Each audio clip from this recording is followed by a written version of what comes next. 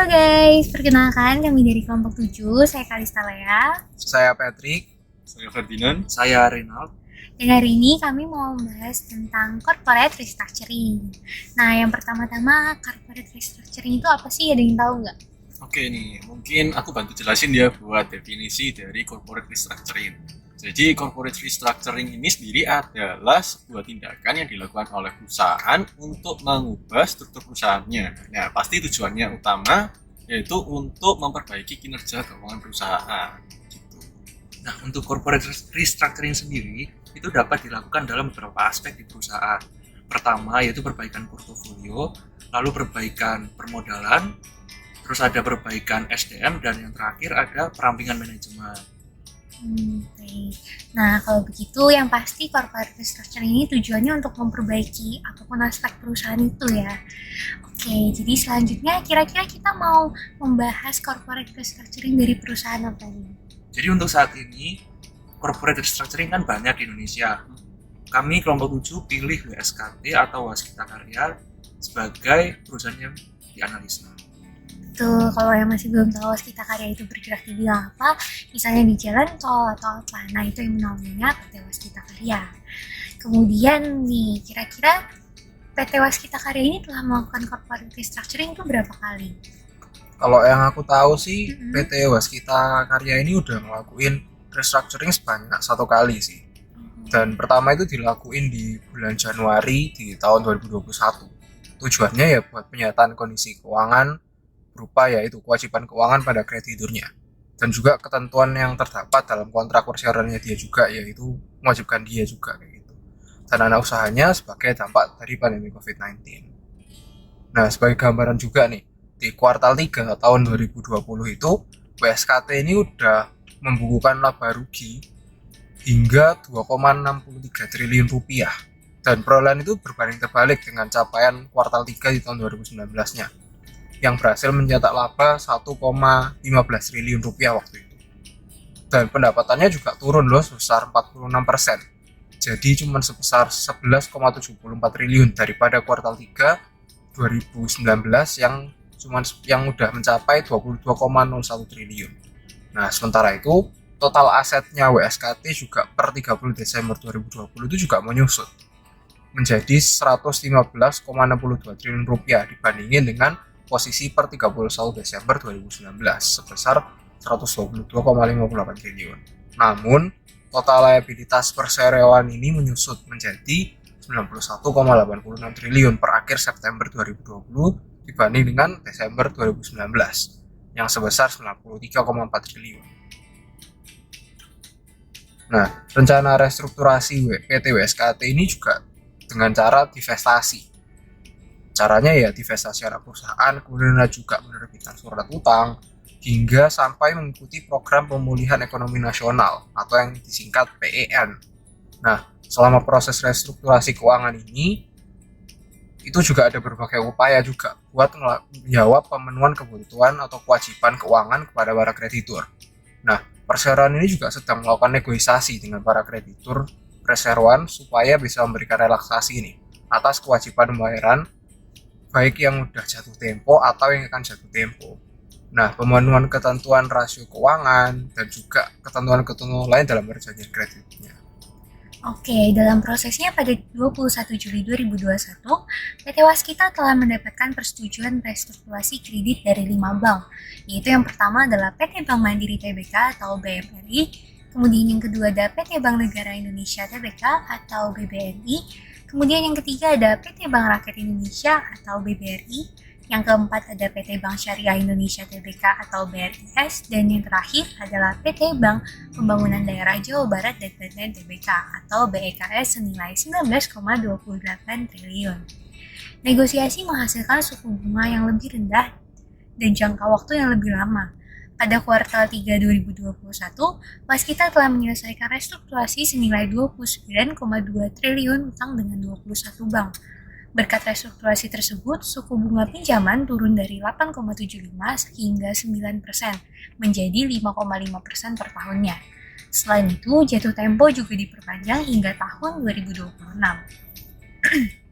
Restrukturasi tersebut terbagi menjadi dua Tranche dengan perpanjangan tenor hingga 31 Desember 2026 mendatang dan opsi perpanjangan hingga tahun 2031 serta penyesuaian bunga atau imbal hasil atas pinjaman pembiayaan syariah. Kemudian kira-kira peristiwa apa saja sih yang melatar belakangi mengapa PT Waskita ini menjalankan corporate restructuring? Nah, jadi di sepanjang tahun 2020 itu, PT Waskita mengalami kerugian hingga mencapai 7,38 triliun. Nah, kerugian ini seperti yang kita ketahui disebabkan oleh adanya lonjakan pinjaman dari investasi jalan tol. Nah, selain itu terjadi juga penurunan produktivitas proyek serta beban operasi yang cukup besar akibat dari adanya pandemi COVID-19. Nah, seperti yang kita tahu kan pandemi COVID-19 sangat berdampak bagi seluruh sektor usaha di Indonesia dan di seluruh dunia lebih tepatnya. Kemudian maka dari itu dilakukanlah corporate restructuring untuk sebagai usaha atau upaya untuk memperbaiki kinerja keuangan perusahaan PT Waskita ini. Oke, nah karena gitu sudah tahu latar belakangnya, sekarang kita pengen tahu nih, apa sih hasil dari corporate restructuring PT Waskita ini? Kira-kira udah ada hasilnya atau udah ada progresnya belum? Sudah ada. Jadi pada kuartal 3 2021, WSKT atau Waskita Karya telah menyelesaikan restrukturisasi utang sebesar 29 triliun kepada 21 bank. Dan hasil dari restrukturisasi utang tersebut, WSKT dapat menurunkan suku bunga pinjamannya dari 9% menjadi 5%. Nah, selain itu dari kabar baik restrukturisasi korporasi ini, tentunya Waskita telah mendapatkan nilai kontrak baru nih, yaitu meningkat sebesar 395%, meningkat selama year on year-nya senilai 5,68 triliun rupiah. Yang mana untuk pembagiannya 74,38% yaitu dari swasta, 18,61% dari swasta, dan sisanya untuk pengembangan usaha dari PT Waskita itu sendiri.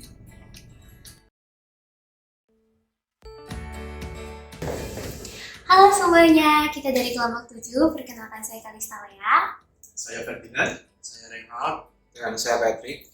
Nah, hari ini kita ingin membahas tentang kasus joint venture yang kita pilih. Nah, kira-kira perusahaan apa sih yang kita pilih ini?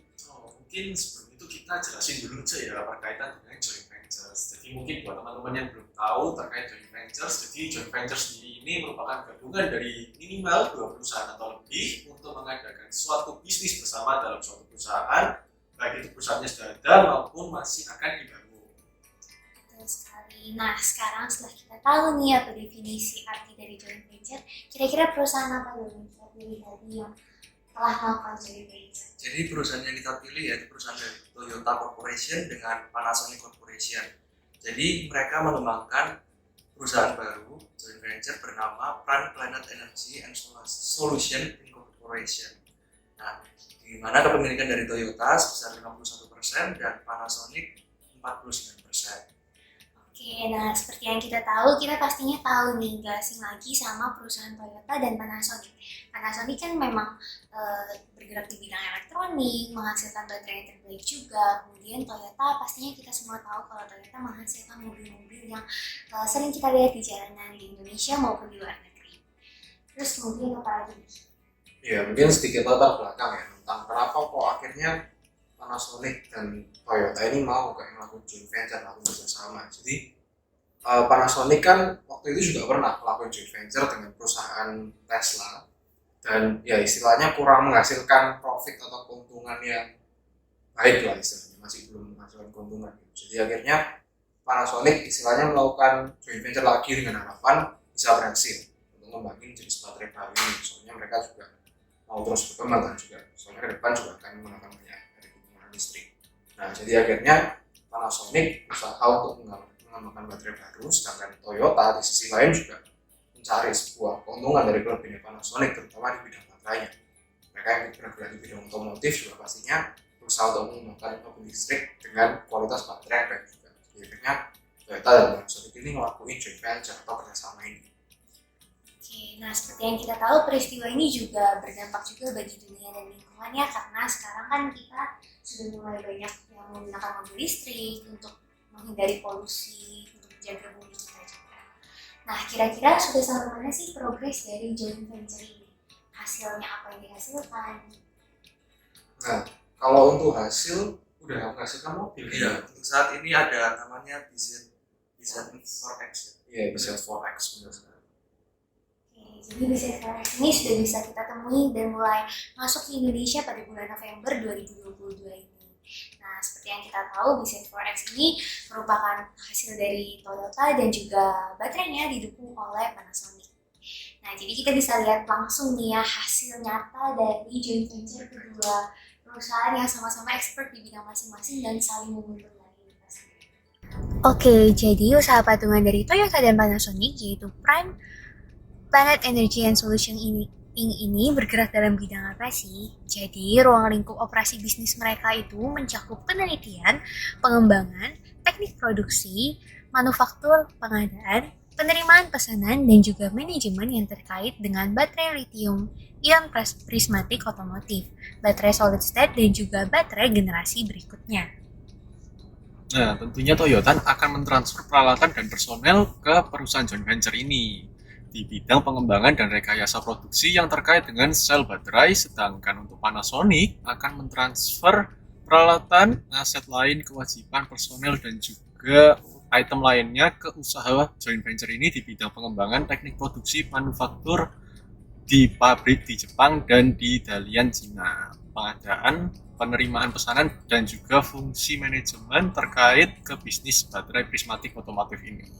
Produk yang dihasilkan oleh usaha patungan tersebut akan dijual ke berbagai pembuat mobil pada prinsipnya melalui Panasonic. Jadi untuk Toyota dan Panasonic ini kira-kira sinerginya apa sih, kayak kontribusi mereka? Oke, jadi untuk Toyota sendiri, Toyota berkontribusi pada pengetahuan dan pasar terkait kendaraan listrik.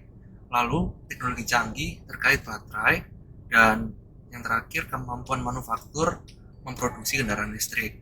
Dan selanjutnya untuk Panasonic berkontribusi dalam teknologi terkait baterai, lalu teknologi terkait baterai yang berkapasitas tinggi, dan yang terakhir yaitu basis pelanggan baterai listrik di Jepang. Oke, kemudian kalau dari sisi teknologinya bagaimana? Sinergi dari sisi teknologi yang digunakan oleh Panasonic dan juga Toyota.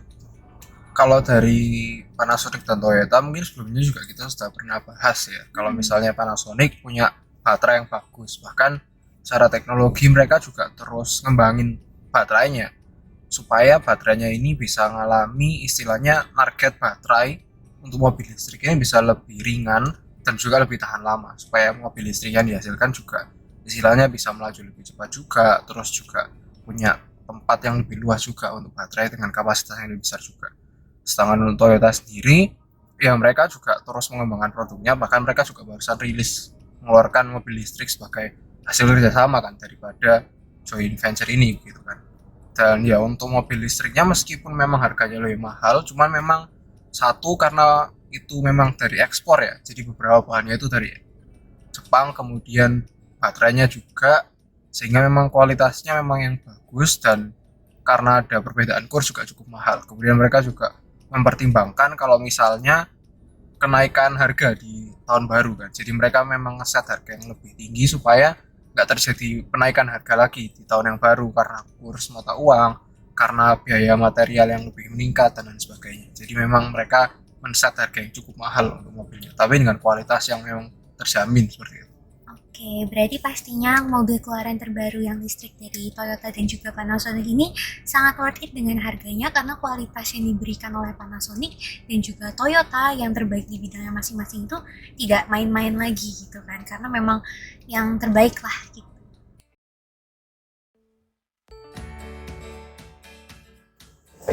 Halo semuanya, perkenalkan kita dari kelompok 7, saya Kalista Laya. Saya Rinald. Saya Ferdinand. Dan saya Patrick. Nah, hari ini kita tuh habis jalan-jalan nih, dan kita menyadari satu hal, yaitu kita sekarang udah jarang banget lihat taksi ada di jalanan. Kira-kira kenapa ya? Mungkin sekarang ada Gokar. Oh, Jadi lebih banyak pakai Gokar yang maju teknologi juga ya, bisa dibilang ya. Ini aplikasi online. Iya, lebih praktis juga dari sebelumnya. oke. Padahal dulu kalau misalnya kita butuh apa-apa, mau jalanan apa, kita pasti nyari taksi dan banyak banget ada taksi di jalanan. Oke, nah seperti seperti yang kita tahu, kita kan sering lihat juga nih kalau sekarang ada Gopar dan dulunya kalau taksi itu kita pasti tahu Bluebird. Siapa yang nggak tahu Bluebird ya kan?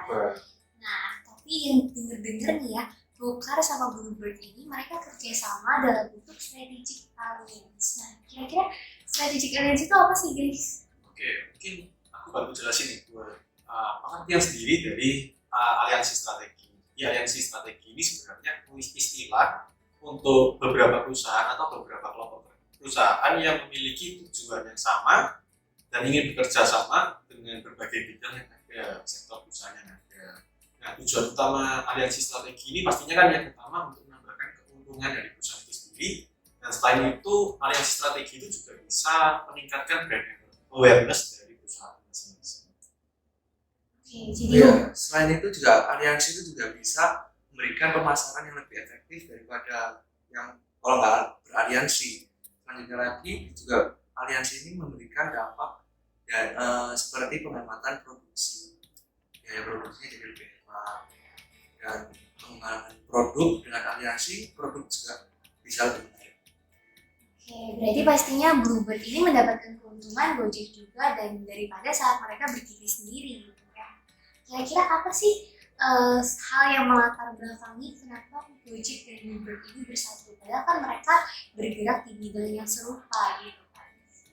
Iya, mungkin kalau hari ini langsung kita juga ya. Kalau misalnya apa ya, istilahnya supir-supir taksi itu tanda kutip kayak marah, protes kan, demo sama supir-supir Gojek dan lain sebagainya. Soalnya pasti kan pasar-pasar mereka juga terambil.